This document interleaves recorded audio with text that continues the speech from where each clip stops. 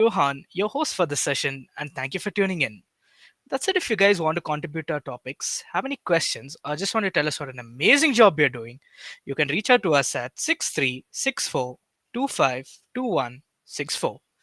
So, for this edition of the Reality Bang, we are going to explore how, in a rapidly digitizing India, young people are, getting more connected through social media better than ever, online communities, and constant digital access. But yet, they feel oftenly more isolated and emotionally distant. And of course, we have Johan here with us. It's great to have you back on the show. Yeah, it's great to be back after a long time. Both of us are doing something together. But Yeah, yeah, it's good to be back.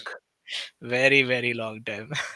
Mm, Okay, so mm, let's jump right into it. So, my very first question yeah. is now, are we more digitally connected but emotionally disconnected? Before getting into the answer itself, instead of rounding up and everything, let's just straight get into it. The answer is yes. I mean, Yeah. it is pretty obvious, right? The fact that the fact that we're digitally connected and emotionally not. I mean, the fact that someone in Instagram, we can have maybe, let's say me, I have 500 followers on Instagram. But Okay. am I friends with every single the 500 people that for my followers on Of Instagram? No, course not. Yeah. yeah, I'm not friends with the 500 people. Out of that, I think very very few. Like if you ask my closest like bunch of people, it's a very small number of people, and that is pretty much for everyone, right?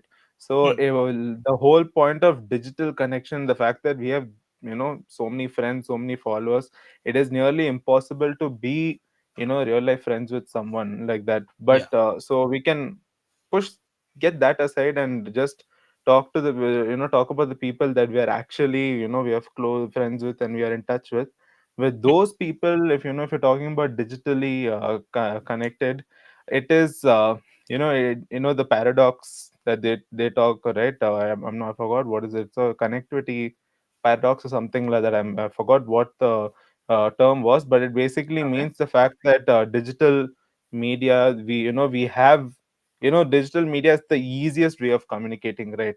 Hmm. It Yeah. is the most simplest way comparing to physically and meeting up with someone. The fact that you can just in one click you can stay in touch with a person, Hmm. it's such an easy way of staying in touch with a person. But still, weirdly, people feel very isolated. Still, people, feel like they don't have much friends in their life, and the ones that they're friends with also, they start questioning, the friendship itself sometimes. And I Yeah. think, I think this started with the millennial generation, but I think it got a lot more worse within our generation, the Gen Zs. I feel this Hmm. whole getting isolated very well because if someone is texting, if they don't reply back in a day, it frustrates people, right? Oh, oh it, yeah, yeah, yeah. like if they don't reply in a day, it starts frustrating people. And it's a normal thing because you are asking just one question that will take a couple of minutes to reply, but the person hasn't replied for a day. Sometimes it goes even longer. And when a person for one message takes so long to reply, these type of doubts do start coming. They do feel isolated. Like Hmm. when you meet someone in person and you have such a long conversation with them, you can't Yeah. expect to have such a long conversation even in texting. It does minimize. And also the fact that someone is very busy with their daily lives and they're not able to stay in touch, Hmm. no, I mean, in a sense, like not reply immediately the next second. But from our side, we are expecting that. There's a part where I agree to it. It's a simple thing to just reply to a text, but then also sometimes people just get so carried on with their busy lives.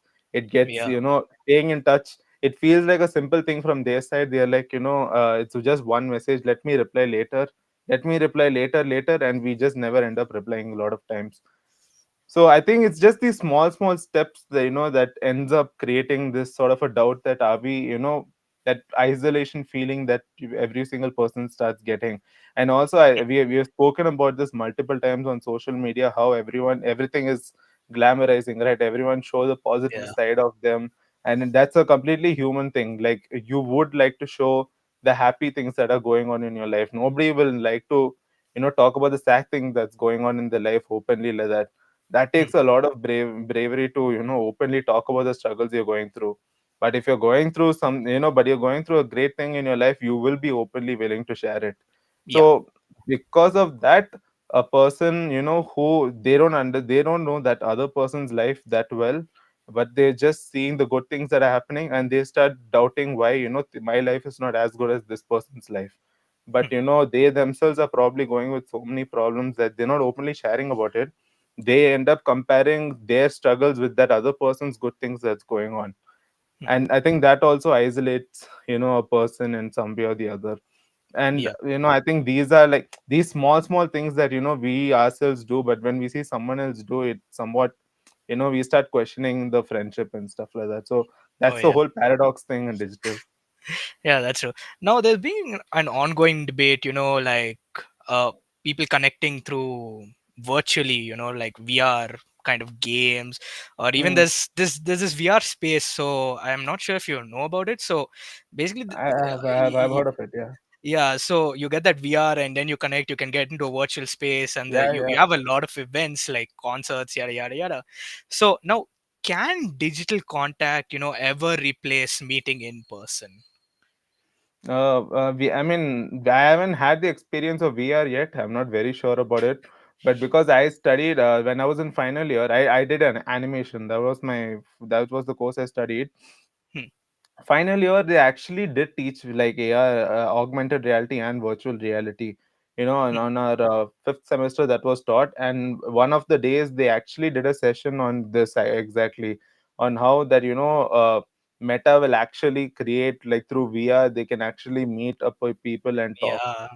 I've seen those videos. It's pretty crazy. I mean, I don't think that's affordable yet. Maybe a few decades from now onwards, it might be affordable. Who knows? I'm not. It's not. It's pretty unsafe to come with that conclusion. But let's just stick to what we know, the what we can talk about. That is just basic video call, texting. These way of staying in touch versus like physically staying in touch. Hmm. Let's say we are like on a video call with a person, and we are meeting someone in physical. It's very different, right? Yeah. Yeah. It's not going to be the same. It's pretty much like whatever movie that you want to watch, you can easily get it in a laptop in a couple of days. you Yep. know you just have to wait for a couple of months, and the movie will be in any OTT platform and you can watch. Hmm. But you cannot compare the experience of watching in a laptop or a TV versus watching it in a theater. It's nowhere even close Exactly. to.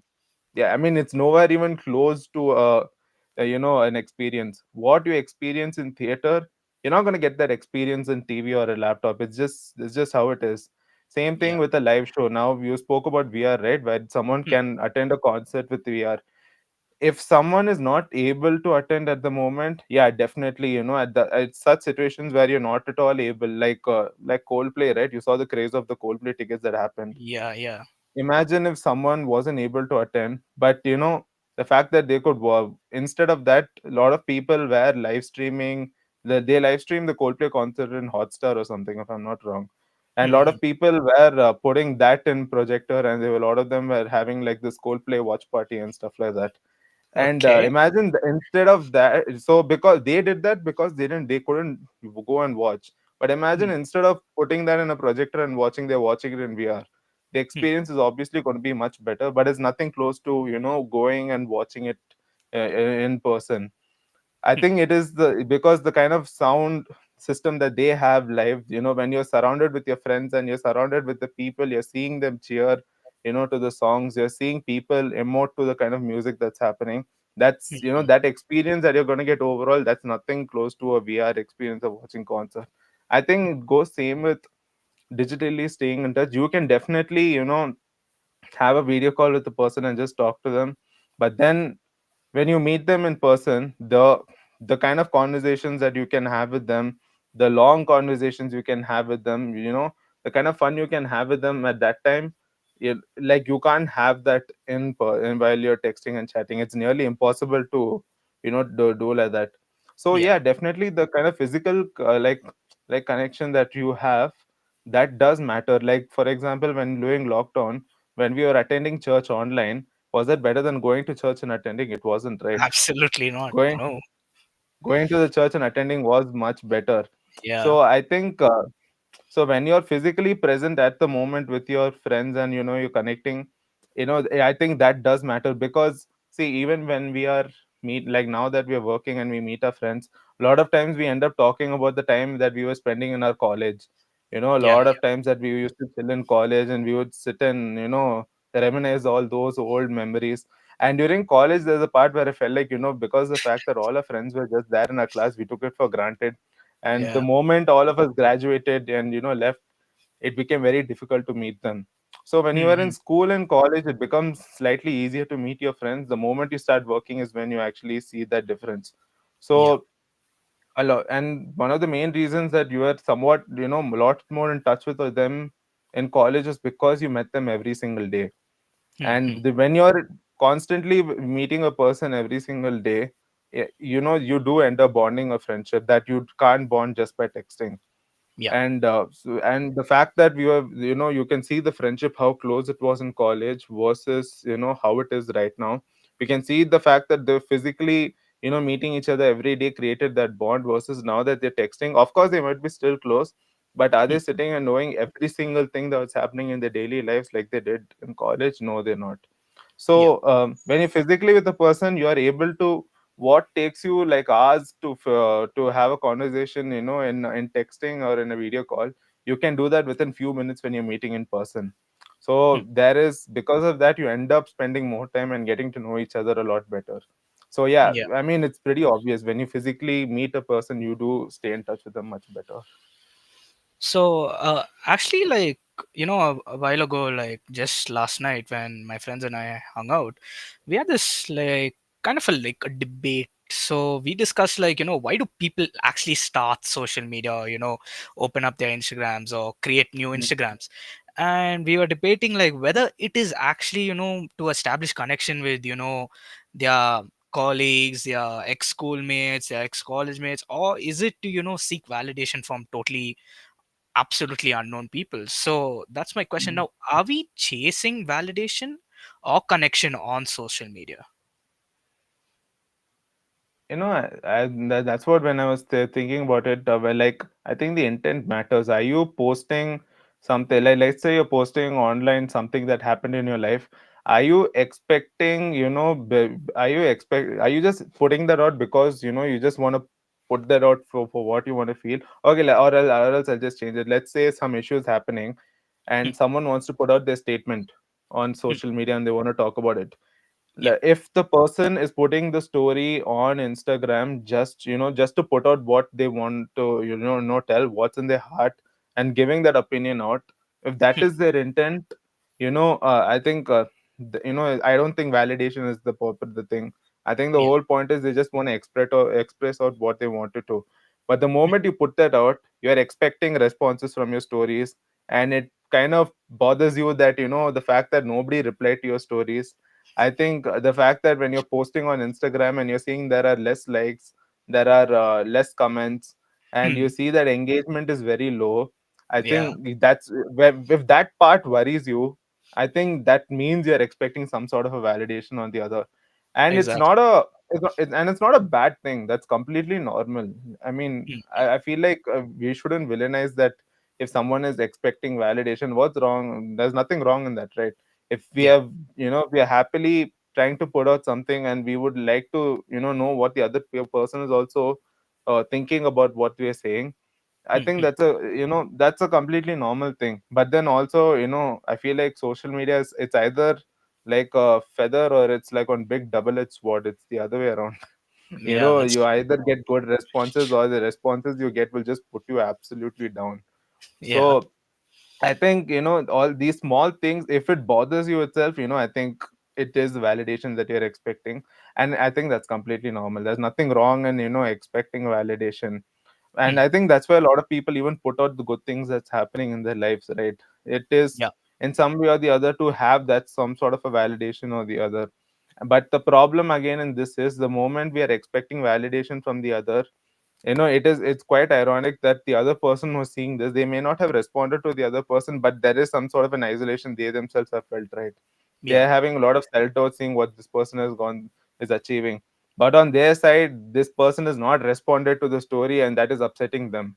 And Hmm. it's very weird how, there's one side where validation is expected, where one side they're seeing everything and they are feeling, their self doubt is coming. So it's Hmm. pretty that's why it's called a paradox, in a weird way, because there is a lot of expectations.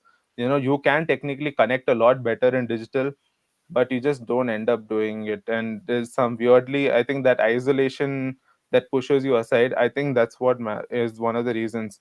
Like, for example, if someone expects validation, and from their side they're not getting any validation, but from the other end, I think the fact that they're seeing and getting isolated, they don't feel like, like when you're put down at that moment, you don't feel like taking your phone and replying to them and telling something to them when you're that, when your self-esteem has gone that low at that point. Yeah.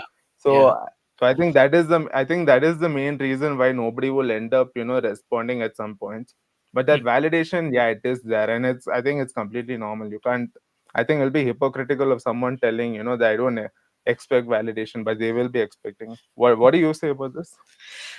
For me, like it depends on like what kind of validation are you looking for. Like if it is, something that's actually bothering you. So say some people ask for relationship advice online. Some people ask, financial advice online, and they post Mm, their own, perspective on how to, get this done, how to get that done, and they want they want other people to respond to see like whether it's a good mm, idea, whether it's a bad idea, what did their mm, take be on it, how would they handle certain things.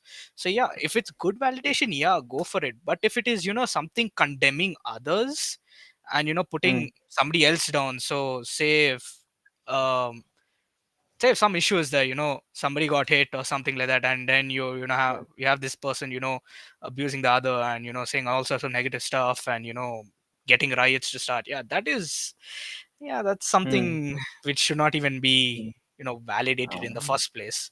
And of mm, course, if we talk about connection, yeah, social media did help us to get connection for throughout the world to be mm, honest, because earlier this year, like I barely met my cousins like for more than 3-4 years or something like that, and then I met them in the month of Jan, and mm. I did not know they had Instagram and they did not know I had Instagram, and we just somehow managed to Oh, exchange Instagram, and yeah, now we are staying connected almost every single week. So mm, I say it has helped in that kind of a way, definitely. mm, But majorly, if you're talking about social media, I say it's like for me it is mostly like getting information and staying connected with my own people, mm. that kind of thing. But oh yeah, actually I didn't look at it that way. Actually, the way you said, I think when someone is trying to put out, like let's say like a content creator, they're Hmm. like let's say there is some sort of an awareness that they're trying to put out. Them Yeah, expecting validation is completely normal. exactly. But then at the same time, you're trying to cancel a person and you're expecting validation. That's a wrong route, right? So I Exactly, that's think a very wrong route. so yeah, so I think expecting something in return from the audience, I think that's a completely normal thing. So like content creators and influencers, obviously they're expecting validation. It's Yeah. their profession. It's what they do for a living. So I think Mhm. it's complete. So I think it's normal in that way. But also another thing that I forgot to say was the fact that you know uh, the world of digital world. We can stay in touch better. Like the biggest advantage of social media and digital world is that you can have friends irrespective of whichever country they're living in, whichever city Yeah. they're living in. And and you can still, if possible, you can stay in touch with them, have a video call with them, and text them regularly, and you can stay in touch in that way, right? And Yeah. when it's physically impossible to meet when you are in different parts of the country or the world. Yeah.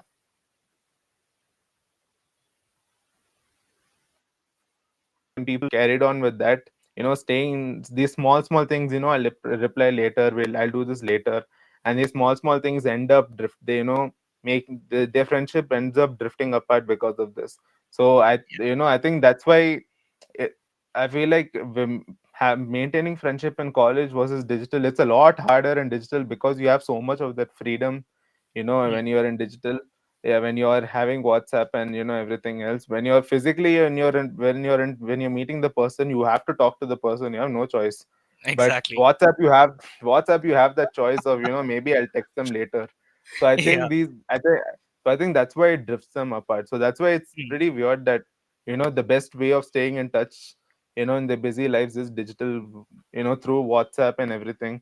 But still, yeah, we don't end up staying in touch.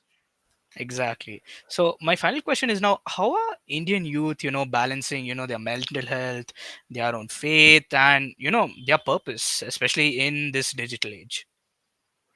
I think if you're talking about mental health, I think one of the best things that social media, especially even Gen Zs, have done is being more vocal about mental health, Yeah. being more open about mental health. And I think the fact that a lot of them are focusing on their mental health and they're open about it compared to others, I think that's a great thing. That's a great progress. So I think, you know, all the fact that, you know, seeing what other people are doing can isolate you, but then Mm, there's this another world of Instagram where, other people are trying to put out content to reach out to you and talk to you, and and let you know stuff. And these, and it's great to see these kind of people, who are being so vocal and open about mental health. And that's the best advantage of the digital world, that it's either it's either it goes very well or it goes very bad. I think it's just yeah. complete polar opposite with digital.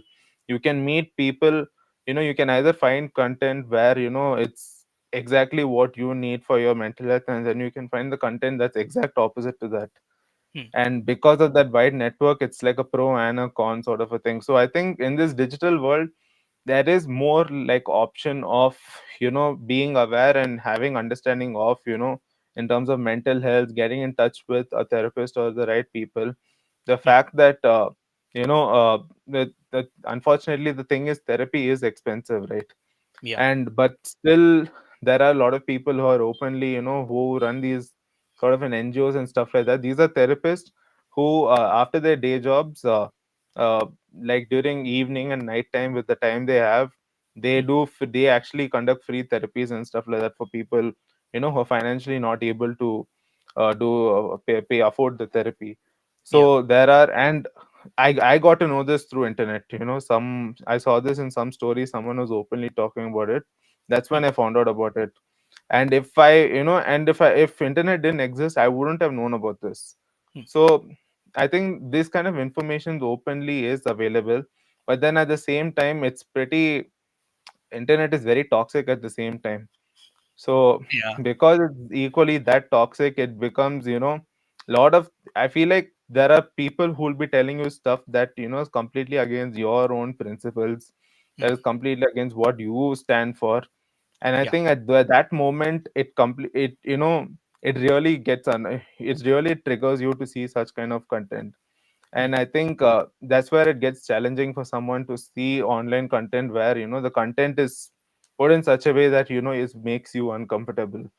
yeah. But at the same time, there is a world where, you know there is a lot of help. You can easily, reach out much better in the digital world.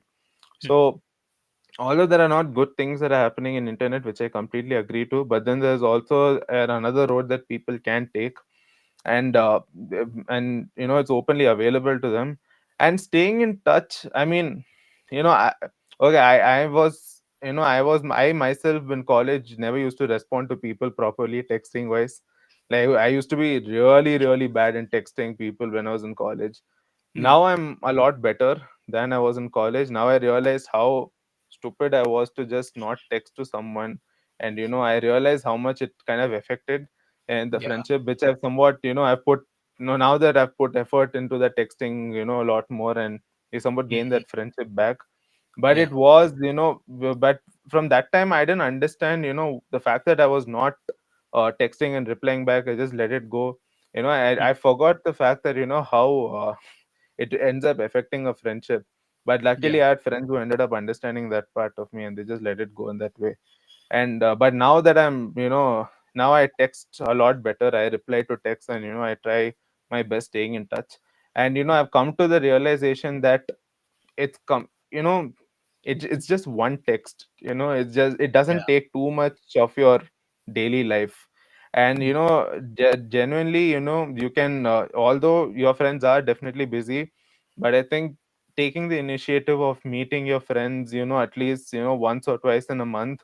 mm, And even though you're busy, try putting some effort of meeting your friends at least once or twice in a month. And definitely, it does help in some way or the other when you meet them. Yeah. Because when you don't meet them for a longer time, the isolation gets much worse when you're all on your own. But Yeah. when you meet them, once or twice a week, that friendship somewhat, you do feel like the friendship does stay connected, does stay strong. You do feel like you are in touch with that person, even though in tech in when texting it becomes hard. When you meet them in person, it's somewhat, I think it all adds up to the, Yeah. physically meeting and stuff like that. So Hmm. I think, you know put trying to put effort in the friendship is one thing that I would like to, tell. It's very difficult, it's very hard, but also it's, weirdly it's very simple as well. you Yeah. know so I think I would say, try to stay in touch with your friends as much as possible. Because the thing is, lot of times the problem is especially when it comes to texting, they expect the other person to stay in touch with them and text them and reply them constantly. Yeah. Yeah. And that is something, weirdly, I think I myself used to expect that. Okay. And and I know, and I now I realized, how bad that is. Now I myself put effort in staying in touch with my friends, and planning up, one, meeting them once or twice in a month. Hmm. And I do, we do plan that out. And I think, I don't expect, just from your friends, to plan things out and do things for you and staying in touch with them. Just don't expect them to send you memes and reels, and expect them to do all the effort and you just respond back to them. No, that's not a good Yeah. way. So I think genuinely, if you are if you want a friendship to work out, if you want this friendship to stay strong, then yeah, there needs to be like a lot of, effort from your side. You need to put your time in to make the friendship work. And the only way to do that is by texting, and that's just one small click. So I would say stay in touch, guys, with your friends. It's, that's especially if you're like working, it is best, it is really important to stay in touch with your friends. Do you have any final words to say, bro? Um. Yeah. Like I would like just to repeat the same thing what you said. Like staying in touch is very important because you don't know what you may go been going through, and say you're going through some certain issue. Of course your friends could help you out in that, and it's very important to keep that connection. Mm, If you don't keep the connection and you ask like, hey bro, you know what, I have this issue, I'm facing this issue, they're not going to give a damn. They're going to be like, bro, you never texted us at all and you're asking us for help. Go fly yeah, kites. that's true. That's true. So That's it's very true. important to keep your connections. Like no matter how busy you are, always at least try to text the Mm, person. I mean, it's no harm done. mm, I'm held yeah. very guilty, because people usually send me messages and I respond like maybe 2 3 days later, and I see it the moment Um, they send it, but I don't know, like I just procrastinate a lot with mm, the messages. So now I'm trying to get better. yeah. Mm, So yeah. ah, mm, So we have one last bonus question. This is for the viewers, by the way. So, do you feel yeah. closer to people online or offline? And you can let your answers be known in the comment section down below. And with that said, that officially brings us to the end of today's show. A huge thank you to Johan for joining today's show. Yeah. Thank you for calling me on. It was Thank you great. so much. And remember, guys, we air on Mondays at 4:30 p.m. That's it. If you guys want to contribute to our topics, have any questions, or just want to tell us what an amazing job we're doing, you can reach out to us at 6364252164. And a huge thank you to our listeners for tuning in to this edition of The Reality Bang, your weekly dose of youth power, brought to you by FEBA Online. This is RJ Johan. Hope you have an amazing week, and I'll see you next Monday.